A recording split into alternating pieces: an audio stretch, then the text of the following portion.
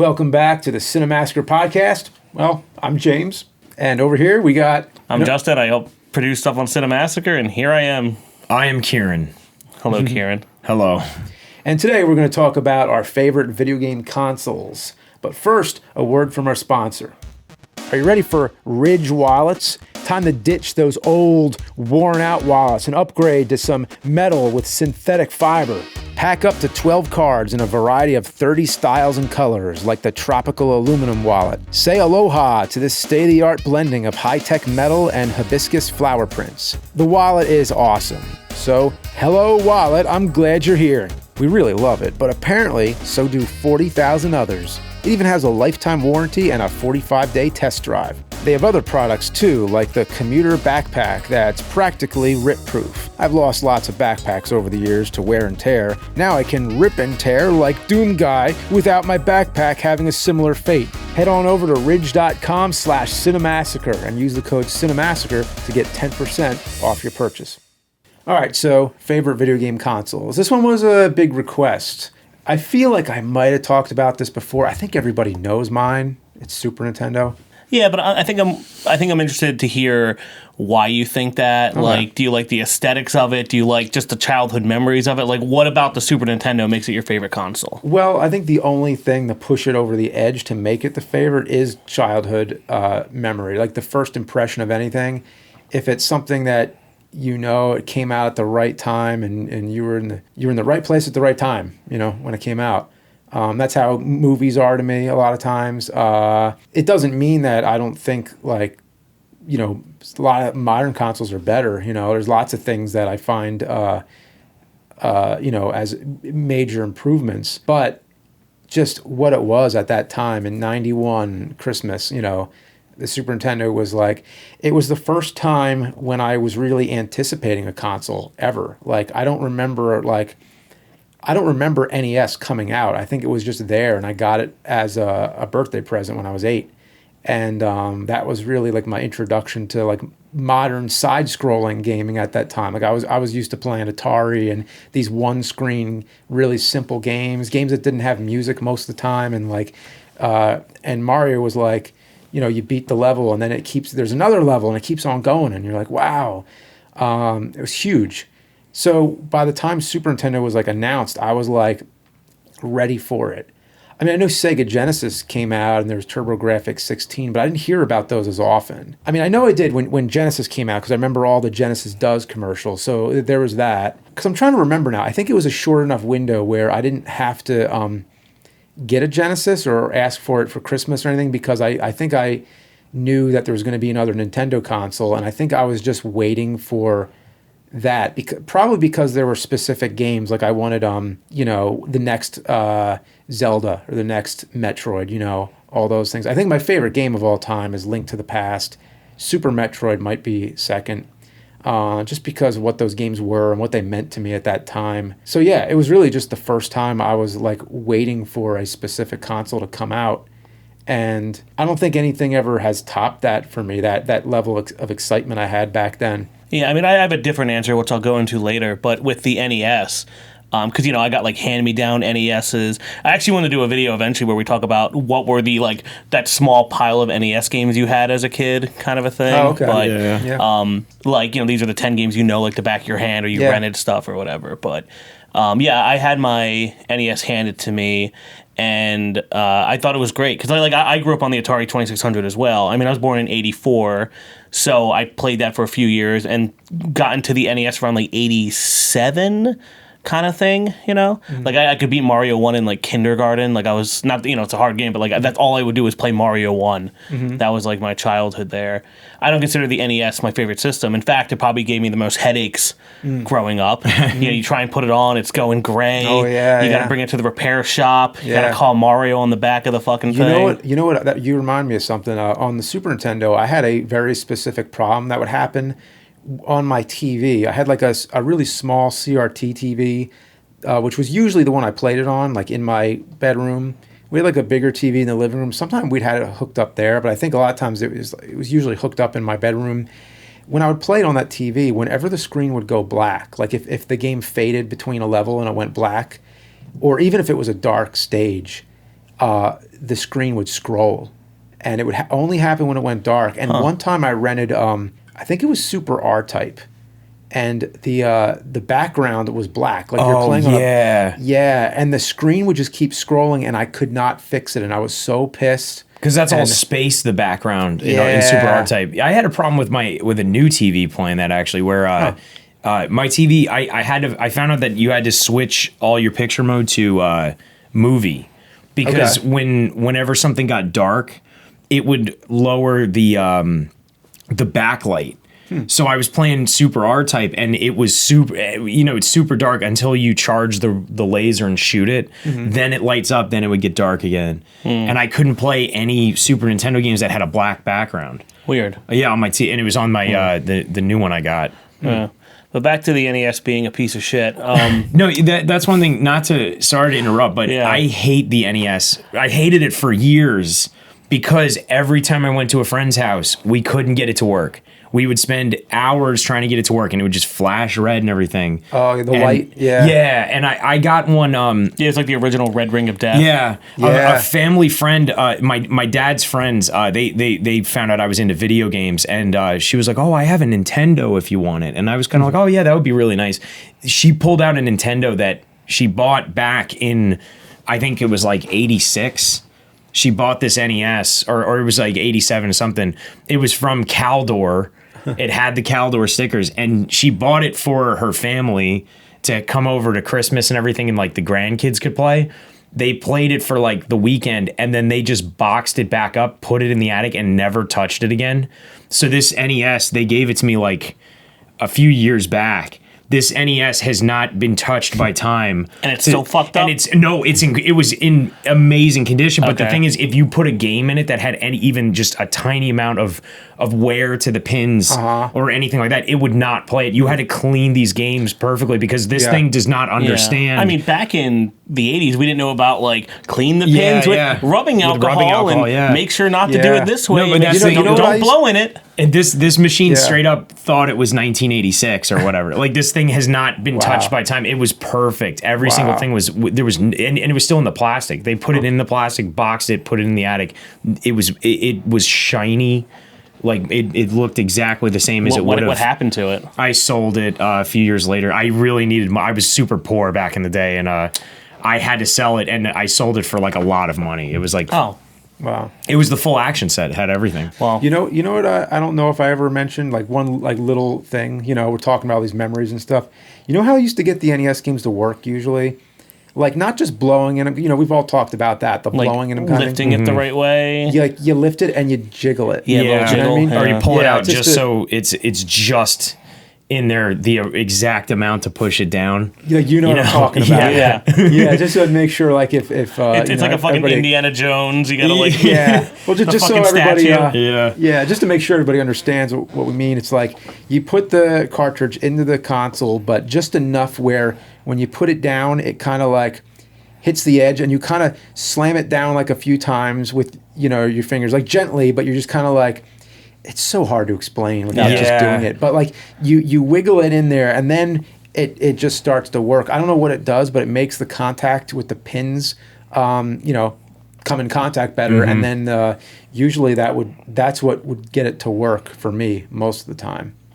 Besides the blowing, Yeah. Which we all know you're not really, supposed to do. You're not supposed to, but it works for some reason. Yeah, even to this day. It is very satisfying. Yeah, to this day, it still works a lot of times. Like, I'll try to get a game to work and it doesn't.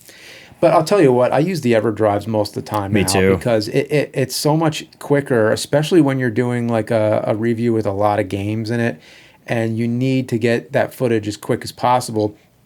It's an easy way to cycle through games, and they load up and they work. I mean, if you have an EverDrive and an analog NT Noir, whatever the hell we have. Oh my God, yeah. It's like rocket science. Like, you can't... like I was playing NES, and my sister, I have a bunch of sisters, like 3. They would stuff bugles. Bugles? They're like the little chips. corn chips. Really? You can put them on your fingers. Yeah, I remember bugles, One time, my sister crammed like a whole bag of bugles in my NES to because I was like mean to her or something as an older brother, I guess. Okay. So I had to fix that. One time, we lived somewhere, So you're saying you deserved it? I deserve any hate I get. I deserve all of it. There was we had a hot tub, you know, like 70s swingers, like they had like a hot tub in like the living room, and we rented a house and there was a hot tub in there. So they just wrapped up and said we're not going to use it because that's weird and kids will die. So it was just like this platform. But if you lifted the thing up, there was still like some water down there. Like they didn't drain it completely because you might want to like, you know, the pumps need something to go on. I don't know, whatever. But I was looking for my Super Mario Brothers 2, and I'm like, where the hell is it? And my cousin's like, oh, I threw it in the hot tub. And I was like, why? Oh, to see if it would float. I'm like, you're gonna float. Like, what the hell? Like Frankenstein and the little girl. Yeah. Will you float? Oh my god. So all my NES. I want to see if it'll float. So all my NES. Now I'm curious. Do they float? They probably float. Well, you know what? We'll do a test.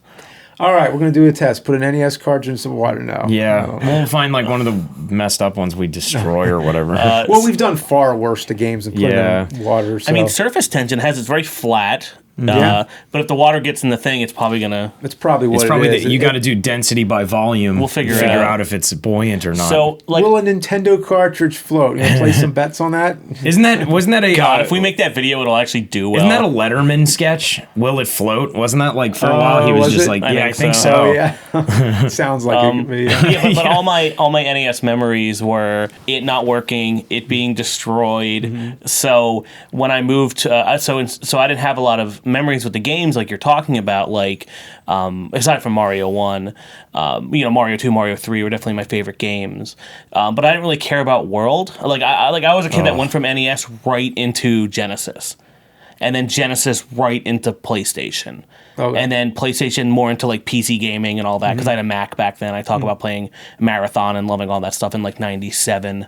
Oh no, like 94 actually, like Macintosh Performa kind of stuff. You had a Mac like circa 94? Yeah, the Macintosh Performa, yeah. Huh. And that got me into computers. I wish I got into IBMs back then because that one and learning Windows and all that stuff. Yeah. But I eventually got there. Because I talk about the different person I would be today. My parents were like, "Are we?" Because I lived in like the Arizona desert. They're like, "Are we gonna get Justin a computer or a go-kart?" Or a go-kart. And I think if I got the go-kart, like a little dune buggy thing for like the desert, if I got that, I'd be a completely different person today. But instead I got a computer.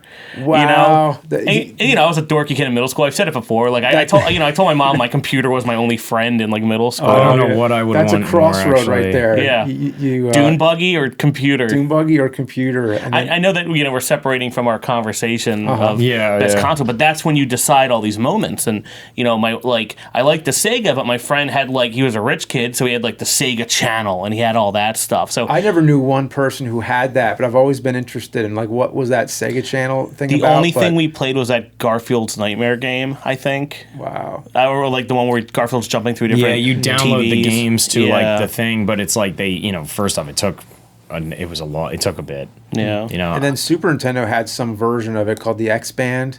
Was that thing? That was the play. That was the play with online, other people. Right? Yeah. That wasn't the download games. We watched a really cool documentary about that actually. Okay, yeah, but you're right. Yeah, it was just basically like a modem for a Super Nintendo. I never looked into this stuff. I do have the physical Sega channel adapter thing. Because I talked about it in the Seaman episode. Right. Mm-hmm. Yeah, the whole playing online of other people, aside from PC and Mac, didn't really get good. Like the Dreamcast did it okay, but you really wanted to wait for like the PS2 era for that. I played some like Phantasy Star Online back then.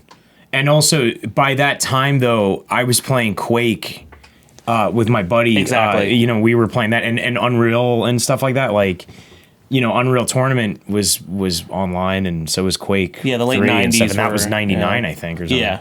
But I think for me, we just talked about the NES and other stuff, but the PlayStation 1 is definitely my favorite console of all time. Maybe PS2, which I think, interestingly enough, are still the highest selling consoles of all time. And it's kind of like Thriller, Michael Jackson's Thriller. An album will never beat the sales of Thriller, ever. A full album. That's crazy. Because everyone puts out singles nowadays, and it's calculated differently. Thriller's still number one. Wow, yeah, it's crazy because I never I knew a little bit about the PlayStation because I had a friend who had it, And sometimes we would it wasn't a friend who lived close. It was like, there was some distance. So it's not like we just went over to the next house or whatever. It was more like, on occasion we would play these games. And I think we played the first Resident Evil on that. We played Battle Arena Toshinden 2. I think we played Twisted Metal. Nice. Yeah, Twisted Metal's a classic. Yeah. That was the first game I ever got for the system. Oh, okay. Yeah. We played the Alien game on it. Alien Trilogy, I think. Or, Oh, That one's good. yeah. That had good music to it. It did. It had really good music. And you take the CD and you put it in your CD player, and you could actually play. Oh, really? It's music. Yeah, it's like there was actually music on the game, on the CD.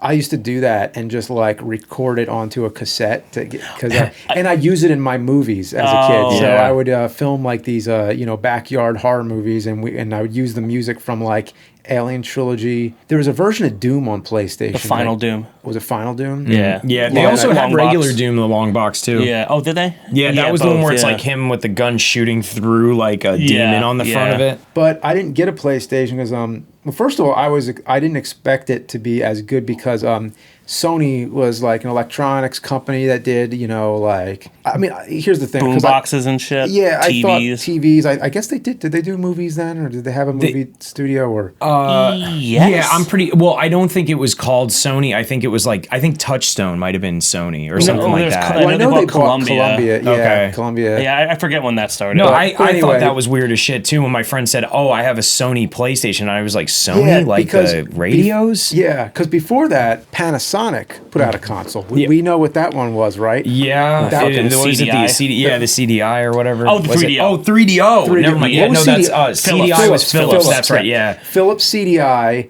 which I didn't know about at the time, but the Panasonic 3DO I just knew didn't take off. Yeah. And I thought the Sony PlayStation would be exactly the same. I even thought it was a dumb name. I'm like, the PlayStation? Like it's a weird. station you Yeah, play yeah. at? That's just so juvenile. It's just such a, like, The just PlayStation. childish idea. The PlayStation. Yeah, play is a And I kind of didn't- like weird Yeah. word. When you're trying to like be edgy or something like that, play is just, Yeah. it's kind of, Although lots of credit for them numbering their systems. PlayStation 2, PlayStation 3, and so on. the state of But- play is that their thing? Yeah. Yeah. So basically, I was waiting for the Nintendo Ultra 64. That's what it was called at the time. And there Yup. was in Nintendo Power, they had the picture of it with like it had, I recall it having like some kind of like Saturn ring kind of like logo. I forget. Anyway, the Ultra 64, that was all I was talking about. And then it got delayed again and again and again. Eventually, it was the Nintendo 64 with the Yeah. blocky like N logo Oh, that. yeah. You just I'm unlocked- actually, I think I'm wearing a Nintendo 64 Oh, you shirt. are? right now. Oh, Yeah, okay. I actually am. Yeah. You just unlocked the memory. Oh, Remember cool. in Yeah. middle school and high school? Memory unlocked. They had a TV in the room, like in the corner. Yeah. And they would pump in some sort of like Channel 1. Channel 1. Yeah, Okay. when they show you, it was like an edgy, almost G4, like telling you about the news, and they played commercials on it. And that's the first time I saw an N64 commercial. Okay. And it was the one, like the holiday one, where they show like Shadow of the Empire. It was like Jingle Bells, Christmas smells, might have or been like that where one, those kids but like don't get the shit they want or whatever. It showed that. It showed Mario Kart. It showed Mario 64, and I was like, what the hell is that? Like, at the time I already had a PlayStation, but I was like, holy crap, and all the kids were fawning over it. And me, not having friends in middle school, I was like, I don't really care about 4 people. And I think I made a better decision on PlayStation because those franchises are still around, games like Metal Gear, Resident Evil, more adult Yeah. stuff. Much like watching horror movies when you were younger. That was kind of like having a PlayStation. They weren't, I thought the N64 had a lot of more baby games, if you want to call them that. Yeah, and but- here's the thing about that. Except for 'cause GoldenEye. before, by the time that was going to come out, it was like I think '94. It was like the originally like the first time there was a release date of any kind for it, and the big game that was going to be on it was Killer Instinct from the arcade. It was like in the arcade, and it even said the Ultra 64 Yeah. coming soon. And when I saw it in the arcade, I was like, holy shit, this game's amazing. I can't wait to play this at home. And this is going to be the badass Nintendo console, right? The games are going to be a little more adult now. And, Killer Instinct, it's violent, there's blood, and there's fatalities. It's kind of like their version of Mortal Kombat. So Killer Instinct was like 94 in the arcade. And then I think 95 was PlayStation. You have to Yeah. double Yeah, fact check me on this. yeah. I but- think I can't remember. it's such a weird time Yeah. because It was 95. I'm pretty sure I got mine on launch. Yeah, One of the only consoles. and I'm not, and this is North America. We're not talking like because it always launches at different times. We're not Yeah. But I think it was 95 or it might have been late 94. Like it might have been like Christmas 94 or something like that. But whatever I it don't was, remember. it was after that, and I was waiting. I was just waiting for the Ultra 64, and then by the time it came out, it was like 96. So going from 94 to 96, that's a gap. Like being in high school at that time, that takes or was I in high school? Because I went to a special ed school, so I transitioned into a normal high school like in my junior year, or no, in the middle of my sophomore year. It was confusing. I didn't even know what I was at the time. People would ask me like, "Oh, are you a sophomore?" Or like, "What are you?" I'm like, "What's that?" I don't know. Like, "Are you a freshman?" Like, I'm like, "What do you call me, fresh?" Like, I don't know what's like. I know Are you freshman? Are you freshman? Yeah. So anyway, during that time period, it like that's 2 years is a lot, and by the time the Nintendo 64 came out, there was no Killer Instinct. It was they put out Killer Instinct Gold, which was Killer Instinct 2 in the arcade. It's not quite even the same. It's not like a 1-to-1. It is, but I like the first one better. There was something edgy about it and fresh when it first came out. And I don't think the second one, even though it was good, it didn't capture that excitement that I had. And then the launch game was like Mario 64. And I'm like, okay, this is cool playing Mario in 3 dimensions now. Running in a circle was kind of cool. But I was like, it's cartoony and it's still very kid-oriented. And I wanted to take that step into something badass, and so what I should have got was the PlayStation, and I didn't. And there I was. I dug my hole. I mean, it wasn't it wasn't bad. Yeah. I mean, like I still got to play Killer Instinct Gold. I still got to You had like GoldenEye and stuff. Like there was its own game. Blast Core. Blast Core. Yeah, I mean, Glover. And then Also, Ocarina of Time. Ocarina of Time came out a little bit later. It wasn't. I don't think it was like a launch. That was And that's still like people. right? That's one of the best games people always say of all time. Pretty much. It's I'm gonna be honest. Like I'm not a big Zelda guy. I like watching other people play it. Yeah, me neither. But I like I've never Link to the beaten Past one. better. Yeah. Have you ever wished for a physical copy of AVGN 1 and 2 Deluxe to add to your collection? Well, we partnered with Limited Run Games to make it a reality. It's for Nintendo Switch and PlayStation 4 and comes with a reversible LJN-themed cover. Head on over to our website to pre-order your copy now. Also available for pre-order is the new AVGN episode Blu-ray containing the episodes from 2019 and 2020. That's seasons 13 and 14. So if you have the BFG collection, it plugs in as disc 9. And if that wasn't enough, are you ready for the biggest blowout sale of the year? That's right, it's the Cinemassacre Black Friday sale, and oh yeah, it starts today, Monday, November 22nd, and goes all the way to Cyber Monday, November 29th. We're talking real Wrath of God stuff here, like Shit Pickle and AVGN Game Premium t-shirts for $20. We've got posters for $5, the AVGN Game Vinyl soundtrack for $30, and every Cinemassacre DVD is going for only $2. What were they thinking? And if that wasn't enough, all orders over $75 get free domestic shipping. Everything must go, so click on over to store.screenwavemedia.com or hit that link in the description and get in on these awesome deals, plus the new physical game pre-order. I had a Genesis. Like that was my first console, but if anything too, like I was more in the arcades. I went to arcades every weekend basically as a kid. I as long as I had quarters or dollars for the change. I mean, I've said it before, like my dad would give me $5 and I'd go to the machine and that was all I needed. And that's the thing, like my dad could give you $5, you run around in an arcade for however long. I mean, I don't know about you, but $5 didn't last me very long in an arcade. Really? Especially when there was like a lot of times I want to play like Mortal Kombat 2, right? Fighting games go quick. And there's like, so you put in 50 cents for a fight, and there's somebody already there who's kicking everybody's ass. Oh. So I go up there and I just lose one match, and I'm like, well, there's my 50 cents. That was me. I was the one taking people's. I was fucking good at Street Fighter 2 as a kid. Well, how do you get good when you don't have a chance to practice it? So I used to play it. The thing was, I would go or whatever, and my first video game I ever played was Street Fighter 2. Mm-hmm. I was at a pizzeria, and I played Street Fighter 2, and I lost because there was like a teenage boy playing it or whatever, and he kicked my ass and everything. But I would go back to that place every time my dad would pick us up or whatever, we would go eat pizza at that place. I would play Street Fighter 2. He'd give me a couple of quarters. I would sit and play. And I eventually like learned who, to play as. I would play as like E Honda. Mm-hmm. I learned the 100 hand slaps. Like I learned some moves and everything. And then eventually, when it came out on home consoles, I was able to play it on the Sega Genesis. I got Super Street Fighter, and I would play it here and there. I was in arcades all the time. You know what? It was almost like gambling in a way. Yeah, because it felt like, okay, if you lose, your 50 cents goes away so quick. But that person who's winning, it's like they put in 2 quarters and they're playing like indefinitely. So I never liked that. That was why I wasn't an arcade guy. You got to get good. Well, you gotta get good, bro. How many? Just don't play tournament fighters. Yeah. Yeah. A lot of times, but that's what I wanted. Well, you could also play like Final Fight too. I mean, that was there. Yeah. Like I used to do that too. Yeah, I used to do like Turtles in Time and stuff like that.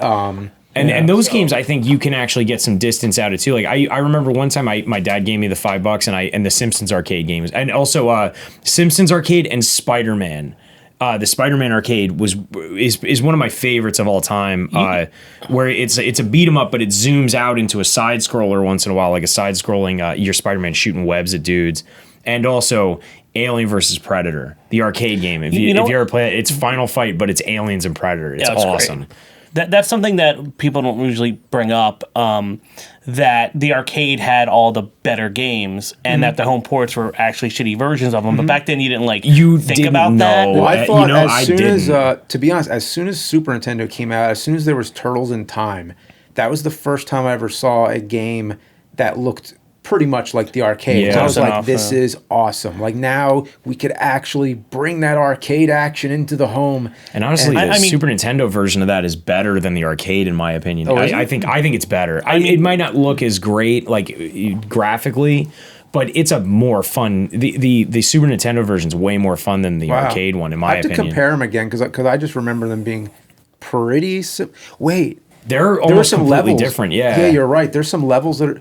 Well, then especially if you go to the Hyperstone Heist on Genesis, that's a different game. That's back when Konami was weird. Konami was like, okay, if we're not going to put the same game on Super Nintendo and Genesis. We're going to make 2 different ones. So Castlevania 4, Castlevania Bloodlines. Turtles in Time, Hyperstone Heist. Contra 3, and then Contra Hardcore.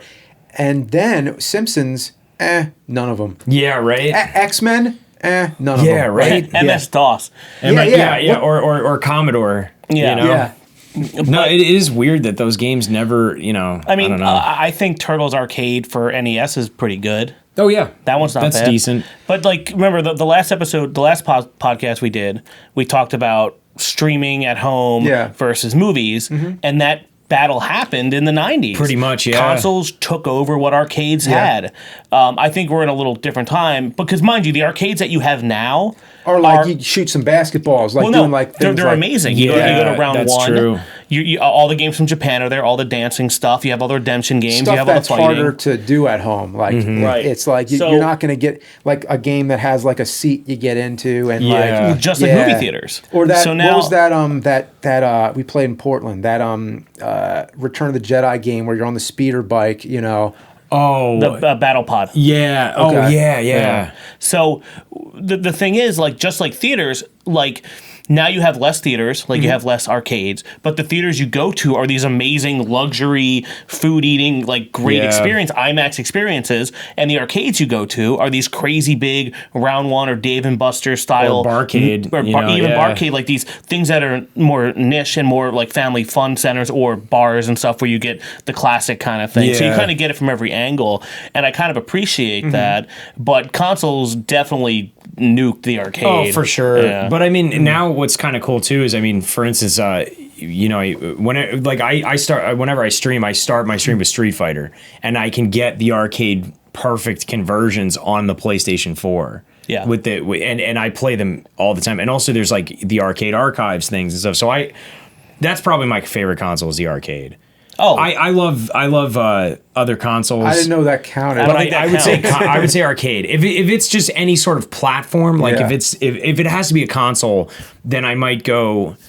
I don't have a favorite, honestly. You're making me want to go to an arcade. I haven't been to an arcade in I go to arcades years. Actually, I haven't been to an arcade in a minute. I haven't been to like Barcade or anything, but Barcade. Have you been to Barcade in Philly? I've been to it before, before the pandemic. One of my favorite. I gotta go love sometime. Barcade. We're Yeah, always it's at so much Barcade fun. Philly. But if you had to pick pick a home console, I don't have like I've never been able to pick one favorite. I thought you were like a Genesis guy. I love Genesis, but I can't sit there and play Genesis constantly.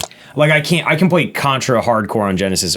That's actually I will say that's my favorite Contra game. Yeah, so you want to I might say PlayStation 2 might be the first one, and honestly I love the 360. The Xbox 360 was like, and the PlayStation 1 was the first console I bought myself. Like I earned the money to get the PlayStation 1. Right. I got it on good grades. I did chores, and I bought it at the end of the summer one year, and I bought my own. I went in there with like my $100 and I actually remember bucks. buying the N64 in like a KB's or something. I remember paying in cash. Me too. Yeah. And I actually still have the memory of like counting and handing down the cash. Yeah. Like that was the first console This was like I a ever bought. fistful of cash I had to get, because it was fives and tens and ones and a couple 20s here and there. Like it was. It didn't have like a checking account yet or anything. No, like, me neither. I had some friends in elementary school, and they collected change from anyone they could find, and they bought an SNES with a giant thing of change. Like they went to the store with this fucking thing. Can you do that? Yeah, it's money. But a lot of places now will be like, you have to roll it up, but you can't refuse. But, you can't refuse American money. Imagine you're a clerk, like and two kids come in like it's fucking Little Rascals, and they have this giant thing of change. Hey, we want to buy our super. We've been working on this for months. Yeah. Are you gonna refuse them? Yeah. What is that shit? That's also messed up. Yeah. You don't want to hurt their dreams. I'm just trying to think, how long does it take then to like count it up, like right there, like you got to do it. I guess you just like me. If I was a clerk, I'd been like, "Oh, it's $100. Who gives a shit?" It's like, okay, we'll just count dump it later. it. Yeah. Wow. Like the PS3 was definitely a stumble. I love the PS3. I skipped the PlayStation 3, and then when the PlayStation 4 came out, a friend of mine came up to me and was like, "Hey, I got the PS4. I beat all my games. I can't play PS3 games on the PS4." And I don't really want my PS3. Here, you play it. Because he was like, I know you were a 360 guy. And I was like, okay, whatever. And then I played, so I played Metal Gear 4, which I skipped, and I was able to get through without ever getting it spoiled. And I fucking loved it. And then I played The Last of Us, which was an experience. I was blown away by how advanced that game was. Was it like 2013? Yeah, I think so. It was just such an adult game. It had these themes in it and these emotions that you don't see in most video games. Much like the PlayStation 1, PS4 had a lot of more adult story-driven games. Yeah, and just the interactions between the characters and the story was so mature and just like I was blown away by it, and I loved the first Last of Us. I haven't played the second one. I want to. Yeah, how'd that work out? Well, I know it's like everybody, but I heard it's great. I heard it's still a great game. I just heard it, it was a big controversial topic. Now you have the issue of, there's a lot of good adult games for PlayStation, like Ghost of Tsushima and all that kind of stuff. Death Stranding. Horizon Dawn and all that stuff, but now a lot of those are being put onto PC. Yeah, they're breaking the exclusivity. Also, so now it's what, like, everything's becoming so homogenous, and in PC it doesn't fucking matter if you can get a fucking graphics card. I mean, that was the whole reason why I got into the PlayStation 1 to begin with, was when I played Resident Evil. It felt like a big kid game. I didn't feel like I wasn't playing a side scroller. I wasn't playing. It had blood. It was scary. Like, it was genuinely terrifying. The first Resident Evil game. It was horrified me as a child. And but it was cool. It was I wasn't a child. I mean, I guess I was a child. I was like 11 or 12. I mean, but you still like PlayStation because you're a big kid. Mean, yeah, because but that's never, like I never grew old. What am I playing now? I'm playing Resident Evil 2, 3. I'm playing the same games I played. Oh yeah. And then now I'm playing Resident Evil 4 VR. I've been playing the shit out of that, and I was thinking about it. I was like, man, when I first played Resident Evil 4, I was 18. And I'm playing it now, and I'm almost 35, and I'm still playing the same exact games I played when they just keep re-releasing them. I mean, and too, like, Grand Theft Auto, Metal Gear, Resident Evil, those are probably some of my favorite games of all time. I'm waiting for Grand Theft Auto 6. Me too. I can't wait for it. To tell you the truth, that's probably my most anticipated game, because I think if you were just to ask me, like, what's my favorite modern game, like, I'm not going to say, like, Zelda Breath of the Wild, even though it's up there, Super Mario 3D World, because those are like older. They're newer entries, but they're still like older, franchises. But as far as like modern games, Grand Theft Auto 5, I just thought was amazing. God, yeah. And I don't even play it for the story. I mean, I have played it a bit with the story, but I'm mostly into just fucking around. Yeah. I think what I like the best about games is the realism and the freedom. Yeah. So it looks like you're really there, and you feel like you can do anything. So is there any other games like that are out now that you'd suggest? You should play Red Dead Redemption 2. Oh, you know yeah, what? you know. I did. Oh, you didn't like it? Well, I it's got like, through. So, okay. So I understand that it's like a huge game, and it's kind of like, it's not something like, because me, it's like, all right, I got 30 minutes here to play at night before I go to bed or something.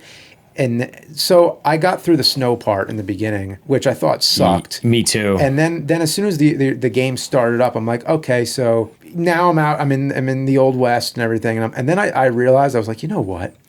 This time period does not appeal to me. Yeah. And I'm like, if I'm going to put a lot of time in this, because in Grand Theft Auto, you can drive a car. You can get a bazooka or something. But here in the Old West, it's like, okay, what am I going to do? Ride a horse? Like, this is fucking boring. So that's what pissed me off is it's like, okay, I got to go to town. Oh, it takes a literal like 15 minutes to get anywhere. Well, I know that it's a type of game that is all about this time. You have to like invest the experience. And I believe you. I believe everybody who tells me like, oh, it's the story is like amazing. I like, I've heard like you like age in it and stuff, and there's like, but that's not for me. That's not what I need. I need something quicker. That's like a 30-minute per night type of game. And like, if you got into the combat of it, I would say Spider-Man. The PS4 Spider-Man was fucking incredible. Is that the one where you're in New York City? Yeah. I think they mapped the. I did a video with Mike on that. I think I got so heavy. So at the same time, Red Dead Redemption 2 and Spider-Man came out around the same time, like within a month or so of each other, and I tried playing Red Dead Redemption 2, and I thought it was incredible. I was blown away by the scope of it. But I only had, I was on top of like working and then having to drive home. I was living in Philadelphia, so it was almost an hour commute. And sometimes it was over an hour commute depending on traffic. So I would get home and I would only have like maybe a couple hours a night that I could sit and play the game before I have to go to bed or do anything else. So when I would play it, I felt like I was just riding a horse everywhere. I wasn't actually doing anything. And then the mission would happen and I would do, the shooting was fun, but it was like 10 minutes. And then it's like, okay, time to go back to camp. And then you go back to camp and you're just sitting there holding one button, listening to them talk for 15 minutes. And I was like, I can't do this. And then I played Spider-Man. And I could sit and I would just sometimes sit and swing. I wouldn't do anything. I would stop the little crimes going on, fight a bunch of bad guys, and I wouldn't even progress the story. I haven't played it yet because I want to play it on PS5. Oh my god! Or when they put it out on PC eventually. No, Spider-Man was and I loved Grand Theft Auto. Grand Theft Auto 5 was one of my favorite games of all time. I loved Grand Theft Auto 5, and I don't know if you played the online, but the online was hilarious in the very beginning. Oh yeah, that game was so glitchy in the very beginning. I remember basically when it was on the 360 and the PlayStation 3, the online was more of a beta test than anything. It wasn't solid. To begin with, how does it work online? Are you like you and another player? Oh, it's you and like 16 people are just in the city and doing you're all whatever. just running around doing whatever. You could do whatever. You could do missions, things like I was an asshole. There's like heists and stuff now you can do together. Pretty much what I did was... so you can work together. Yeah. What happened with me was me and at the time I was my girlfriend's nephew, we would play online and we would just run around and like we would just fuck with people. We would steal people's cars because there's a way that you can make it so that people can't steal your personal car, but a lot of new players don't know you can do that. So we would get them, rip them out of their car, steal their car, joyride it around and stuff, and they'd be like in the mic like, God damn it, like give me my car back and stuff. It was really funny. And we went into this room one day and people were hacking this game to shit. Like crazy stuff. And this guy came into the room and he's like, Merry Christmas, everybody. Here's $59 million. And he put $59 million in our games. So we were like, holy shit. So we immediately went in. I bought an apartment with like the most expensive apartment you can get in the game. I bought a fleet of sports cars and motorcycles. I bought the planes. Everything you could get access to, I bought. And then what happened was Rockstar found out this was going on and they wiped everybody's money to zero. But the thing is, everything you bought in game was still there. They couldn't take that away. They just could not wipe your money to zero. So then what I did was I was like, oh, well, you can sell the cars in game. So I sold my fleet of cars and just kept one or two really good ones. And I still came out with like $19 million in the game. So by that point, then all you have to do is level up a bit. You can buy every gun you want. My guy was dressed in short shorts with a giant cat face on his shirt. Like I looked like a psycho. It was amazing. It was just, and you know, there was no real point to playing it. It was just this Wild West Grand Theft Auto Online. That's what it is. The way you fuck around in Grand Theft Auto. Yeah. It's just that with real people. So they're swearing at you online. It was great. Maybe I'll try that sometime. I have it on the PS4. Does that have the online? Yeah, it does. I haven't really looked. So when I play, like, it would probably be the most boring thing if you ever watched me play it. Yeah. Like, I mean, I don't play it very much, but every once in a while, I'll try to, like, if I have like 30 minutes to an hour or something, I'm like, oh, this is a good thing to just de-stress to. It usually consists of one or two things. Either I'm like going through, you know, the cell phone codes where you can like spawn all kinds of vehicles. And and I'll just blow shit up and make complete chaos. Or I'll be like diving off, like try to find like a jump that you could do in the car and just like launch myself.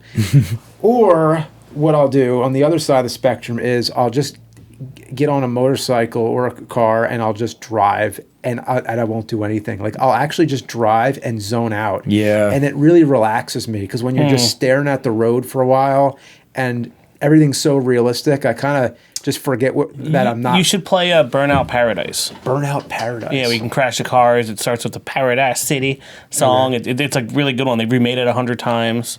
So you think the greatest video game systems, consoles of all time are the Super Nintendo, PlayStation 1 and 2, or just a fucking arcade? Yeah, I mean, I know what the worst are, but I think that there's too many good consoles to really say what's the best, and I think they all have their own things. I think every console's great.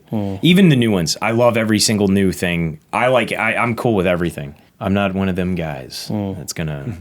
Well, I'm one of those guys because I talk about the LJN video art. Yeah. All right, we'll see you next Tuesday, guys. We'll, come back with another podcast. Yeah. Bye-bye. Thanks for listening to this episode of the Cinemassacre Podcast. See you next Tuesday. Check out more episodes at cinemassacre.com or wherever you fill up your ear holes with podcasts.